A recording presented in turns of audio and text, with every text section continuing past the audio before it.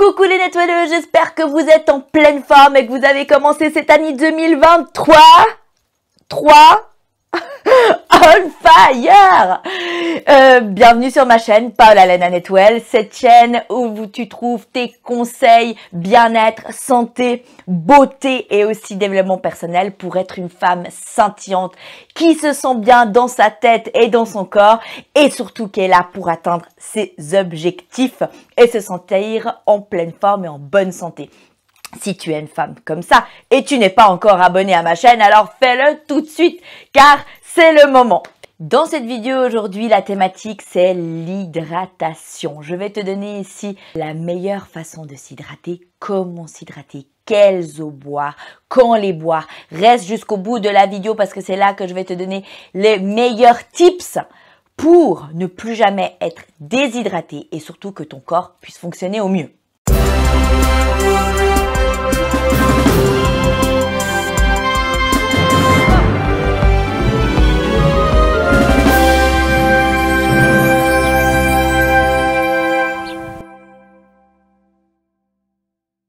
Plusieurs d'entre nous avons comme croyance qu'il suffit de boire n'importe quelle eau et qu'on sera de toute façon hydraté.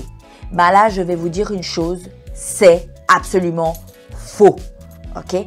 Ce n'est pas en buvant l'eau du lac, l'eau de la mer ou l'eau du robinet, non je rigole mais bon, que vous serez hydraté. Et c'est aujourd'hui que vous allez savoir quelle eau boire et quelle eau privilégier pour que votre corps fonctionne correctement et enfin puisse éliminer ce qu'il doit éliminer correctement. Combien de fois les filles j'ai fait des tests d'hydratation? Des tests où chaque fois c'était écrit que j'étais déshydratée. Et je ne comprenais pas parce que pourtant je buvais mes 2 litres d'eau par jour, certes, mais dans les tests j'étais toujours déshydratée. Et j'ai enfin compris pourquoi, quand j'ai fait toutes mes formations de coach en nutrition, j'ai enfin compris qu'en fait, c'était juste parce que je ne buvais pas la bonne eau. Bon, il faut tout de même savoir, les filles, que ce n'est pas uniquement l'eau qui est une bonne source d'hydratation, ok? On a aussi les fruits, on a aussi les légumes et on a aussi l'eau de coco. Et je vais vous expliquer pourquoi. Pourquoi l'eau de coco? Car l'eau de coco est une magnifique source d'électrolytes. Les électrolytes sont le potassium, le sodium et le magnésium. Première chose à bien avoir dans la tête qui est juste là-dessous. L'eau vaut parce qu'elle emporte et pas parce qu'elle apporte.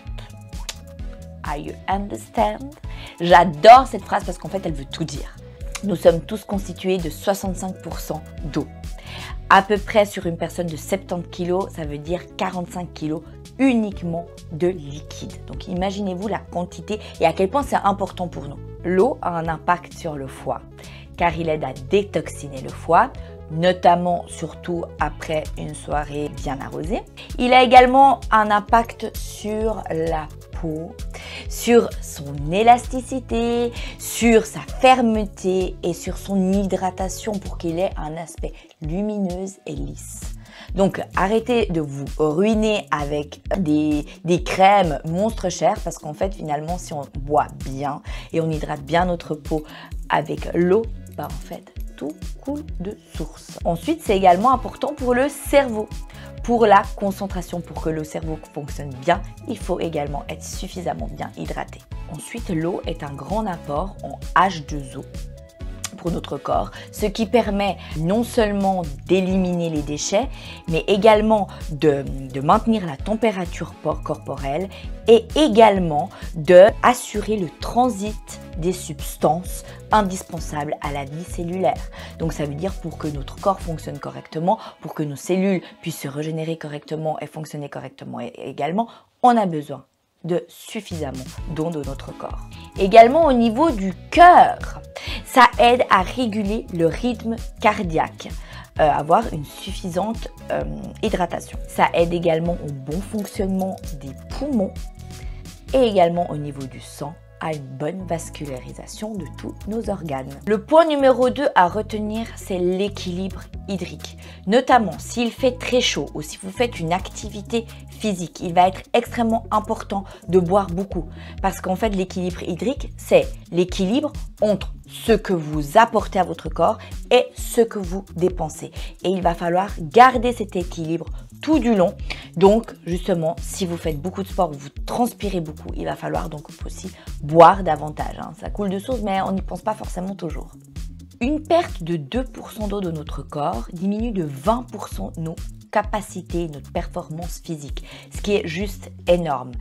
En n'ayant pas assez d'eau dans notre corps, on peut non seulement avoir des sécheresses des mucoses, sécheresse de la peau, mais également une augmentation de la fréquence cardiaque. On peut également souffrir plus facilement d'arthrose. On peut être plus vulnérable au stress, donc plus sensible. On peut également avoir des brûlures d'estomac, des crampes, des hypertensions. Bref, on peut avoir énormément de problèmes qui coulent tout simplement du fait de ne pas boire suffisamment. Tu te reconnais dans un de ces points que je viens actuellement de te décrire? Écris-moi un petit commentaire là-dessous. Ça me ferait un plaisir de pouvoir te conseiller à ce niveau-là. Le point numéro 3, attention au café.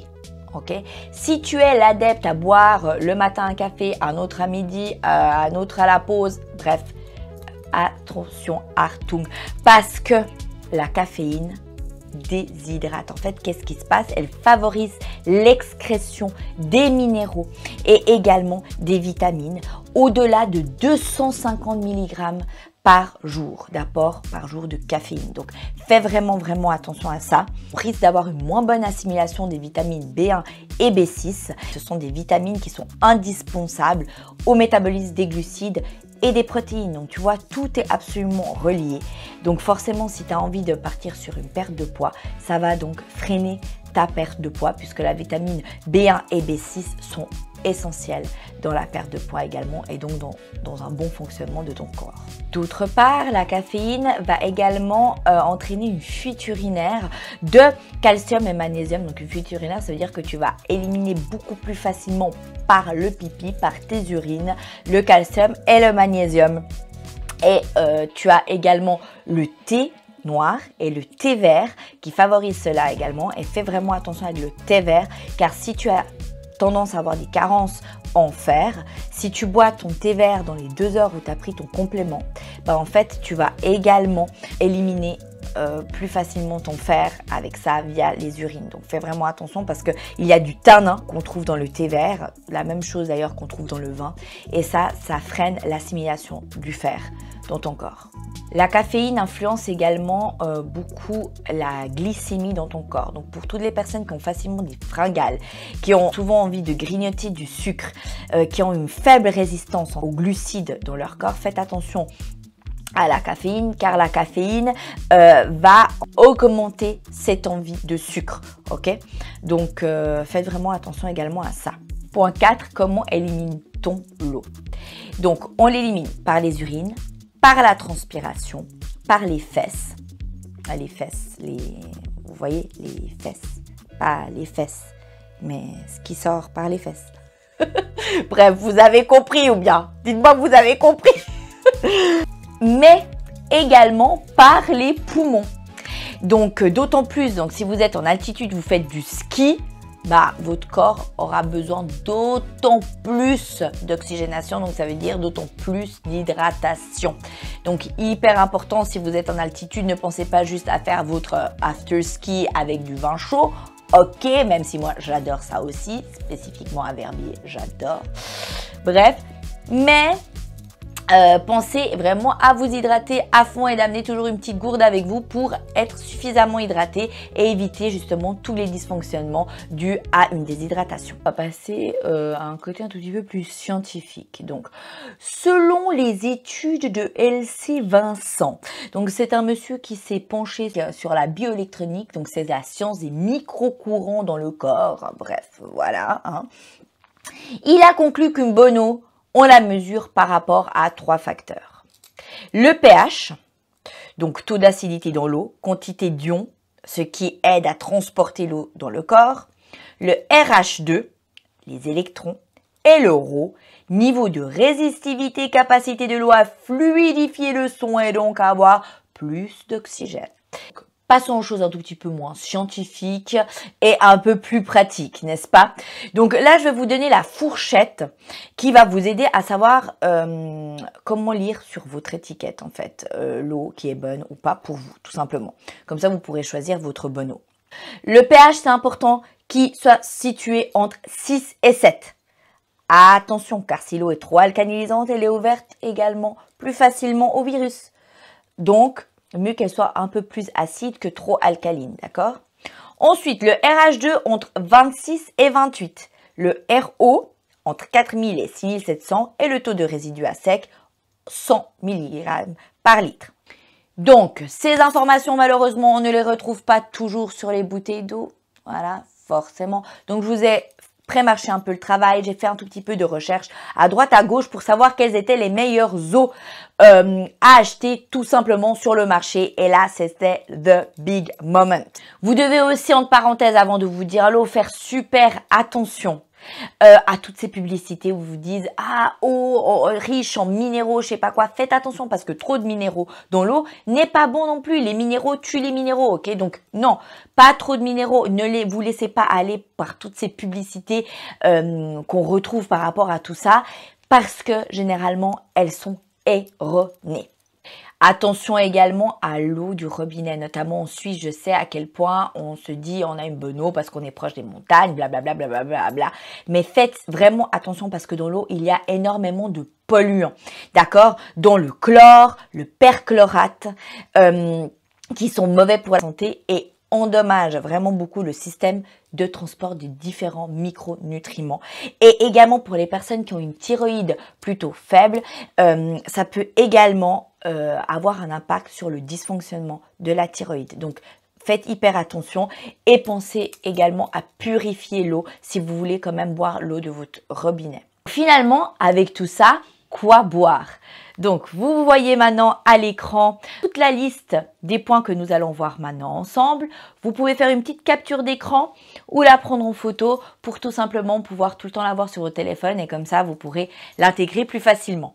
Premièrement, si vous buvez de l'eau du robinet, pensez à la filtrer et à la ioniser pour un bon transport des minéraux dans votre corps. Ensuite, il y a l'eau de coco qui est extraordinaire. Moi, je la prends beaucoup après les entraînements parce que elle est alcalinisante et régulatrice de l'acidité dans le corps. Donc, elle est riche en magnésium biodisponible. Biodisponible, ça veut dire quoi? Ça veut dire que c'est un magnésium que votre corps va pouvoir aller facilement puiser dedans. En plus, elle va également assurer un bon fonctionnement de votre système immunitaire. Donc, vraiment avoir toujours une petite brique d'eau de coco dans votre frigo. Vous la trouvez dans tous les centres commerciaux, Coop, Migros, en tout cas en Suisse, je pense un peu partout. Ensuite, les boissons lactofermentées, du kéfir, du kombucha ou du jus de légumes.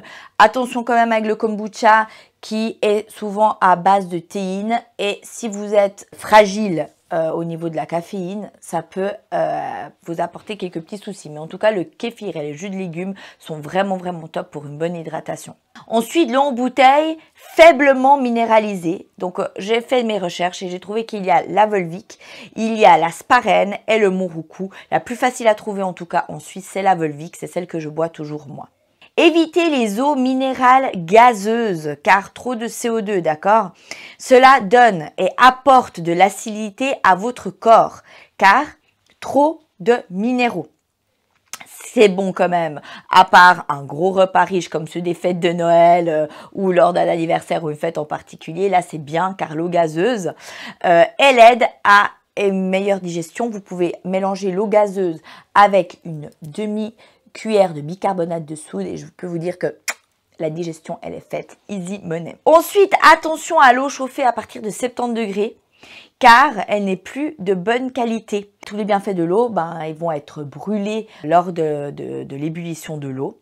Par contre, vous retrouverez les bienfaits si vous faites une tisane. Les bienfaits, ils seront dans la plante que vous infuserez ou dans les légumes de votre soupe que vous buvrez. Donc, faites vraiment attention pour toutes celles qui ont l'habitude de prendre le thermos et de boire toute la journée du thé là-dedans. C'est vraiment pas bon. C'est pas une bonne habitude, en tout cas pas pour vous hydrater. Ok, si c'est pour le plaisir, pour vous tenir au chaud, cocooning, c'est autre chose, mais c'est pas ça qui va vous hydrater. Et d'ailleurs, en parlant de thermos, quel récipient adopter? Ça peut être du verre, ça peut être de la céramique, mais en tout cas pas du métal, parce que c'est vraiment pas bon pour votre santé en plus de ça. Bon la team, je pense qu'avec tout ça, maintenant, on est à peu près au taquet sur l'hydratation. Si vous avez des questions, vous pouvez toujours me les laisser là-dessous. Si vous avez aimé cette vidéo, of course, n'oubliez pas de me laisser un petit like qui soutient mon travail à fond, qui est hyper essentiel. Et surtout, partagez-la autour de vous pour que la plupart des gens puissent savoir qu'il faut, déjà l'eau que je vous conseille, c'est l'eau Volvic, car elle a tout qui est au mieux sur l'étiquette, pas plus qu'un café par jour, ok. Le thé, pareil, faites attention. L'eau pas trop chaude parce que sinon vous n'êtes pas hydraté. Attention également aux récipients que vous utilisez, ok. Gardez toujours un peu d'eau de coco dans votre frigo, du jus de légumes également et peut-être du kéfir parce que c'est hyper bon également pour votre corps. Et je pense qu'avec tout ça, vous avez tout ce qu'il faut pour être bien hydraté, en bonne santé et également réussir à éliminer vos déchets super bien. Donc si vous êtes maintenant dans une tendance un tout petit peu, j'ai envie de perdre les quelques kilos stockés, pensez avant tout à votre hydratation parce que this is the best, this is the basement, ok, the basement. Donc voilà les filles, prenez soin de vous à fond pendant cette année 2023. Je vous envoie mes meilleurs vœux pour briller dans vos objectifs, pour vous sentir bien dans votre corps de femme épanouie, vous sentir des bombes parce que vous êtes des bombes, parce que vous êtes belle, parce que vous êtes rayonnante et parce que vous allez absolument cartonner, mais cartonner tout ce que vous entreprendrez pendant cette année 2023. Prenez soin de vous les filles, n'oubliez pas de vous abonner, de me laisser un petit commentaire également et des questions si vous en avez. Et si tu veux aller plus loin dans tous ces conseils santé pour prendre soin de ta santé et vraiment rayonner à fond pendant cette année 2023, j'offre aux 10 premiers inscrits 100 francs de rabais sur mon bilan bio-nutritionnel. Attention, attention please! Pendant les 2 premières semaines de janvier. Donc clique sur le lien ci-dessous, là en bas, pour pouvoir bénéficier de cette offre, pouvoir t'inscrire à ce bilan bionutritionnel et ainsi être en pleine santé et en pleine conscience dans ton corps durant cette année 2023. Je te fais des énormes becs et me réjouis de te retrouver tout bientôt sur Netwell. Ciao!